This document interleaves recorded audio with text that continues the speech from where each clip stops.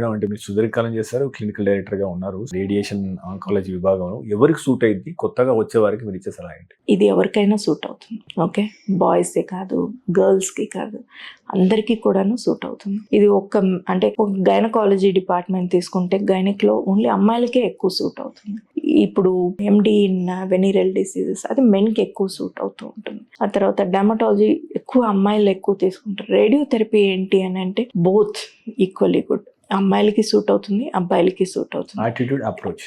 Attitude approach. Aptitude అంటే ఏంటి అంటే ఇక్కడ పేషెంట్కి ఒక క్వశ్చన్ అడిగితే ఓపిక్గా కూర్చొని సమాధానం చెప్పి పేషెంట్ తోటి ఒక గంట సేపు అయినా పడుతుంది ఒక్కొక్క కన్సల్టేషన్. ఇప్పుడు జనరల్ మెడిసిన్లోనో డెర్మటాలజీలోనో ఒక 5 నిమిషాలు మనకు చూడంగానే డయాగ్నోసిస్ వస్తుంది, మెడిసిన్ రాసేస్తాం, పంపించేస్తాం.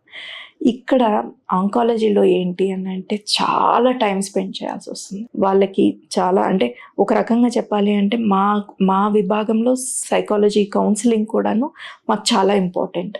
ప్రతి పేషెంట్ని కూర్చోబెట్టుకొని, ఇప్పుడు ఎట్లా ఉంటుందంటే పెద్ద గీత ముందర చిన్న గీత అయిపోయినట్టు వీళ్ళకి ఇంకో పేషెంట్ ప్రాబ్లమ్స్ చెప్తాం. వాళ్ళకి ఇలా ఉండింది, మీకు అట్లీస్ట్ అలా లేదు, మీరు కొంచెం కంఫర్ట్ అవ్వండి. ఇట్లా రకరకాలుగా కౌన్సిలింగ్ పద్ధతులు యూజ్ చేసుకుంటూ అంత ఓపిక ఉన్న వాళ్ళు మాత్రమే రావాలి, అబ్బాయిలు కానీ అమ్మాయిలు కానీ. తర్వాత క్యాన్సర్ పేషెంట్స్ ఈ రోజు రేపు నేను డబ్బులు సంపాదించేసుకొని పైకి వెళ్ళిపోవాలి, ముందుకు వెళ్ళిపోవాలి అనే వాళ్ళు రాకూడదు. ఇంకా వేరే స్పెషాలిటీ ఏదన్నా తీసుకోవచ్చు క్యాన్సర్ పేషెంట్స్ వల్ల.